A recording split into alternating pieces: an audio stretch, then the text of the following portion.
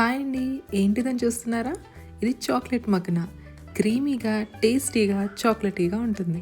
First మఖనాన్ని తీసుకుని దాన్ని ఇలా చిదిపితే కరకరలాడేలాగా వేపుకోవాలి. తర్వాత ఒక స్టీల్ గిన్నె తీసుకుని దాంట్లోకి 2 table spoons of cocoa powder వేసుకోవాలి. 2 టేబుల్ స్పూన్స్ ఆఫ్ బటర్ వేసుకుని దాన్ని మంచిగా విస్క్ చేసుకోవాలి. ఒక స్పాచులాని యూస్ చేసి ఇలా ఒక థిక్ క్రీమీ పేస్ట్ లాగా చేసుకోవాలి.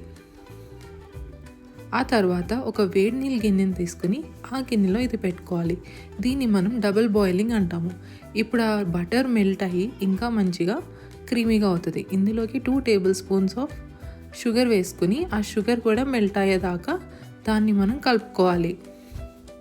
ఇప్పుడు ఇందులోకి 4 టేబుల్ స్పూన్స్ మిల్క్ యాడ్ చేసుకోవాలి. ఇది ఒక హాట్ చాక్లెట్ లాగా ఫస్ట్ అవుతుంది.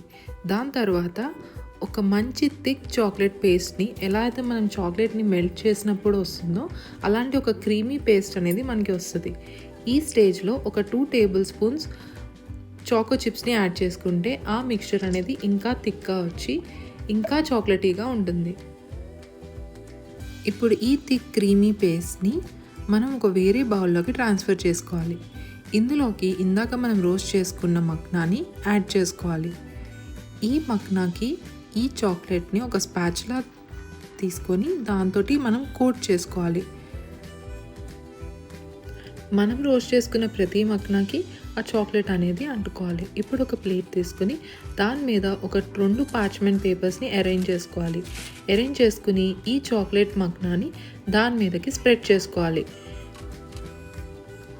మన బౌల్లో ఉన్న మొత్తం చాక్లెట్ని కూడా దాని మీద స్ప్రెడ్ చేసుకోవాలి.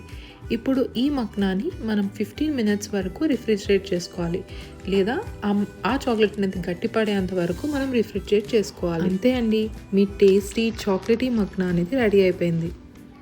ఎంతో క్రంచీగా ఉండే చాక్లెటీ మక్నా. ఇలాంటి వీడియోస్ ఇంకా కావాలంటే నా ఛానల్కి సబ్స్క్రైబ్ చేసుకోండి.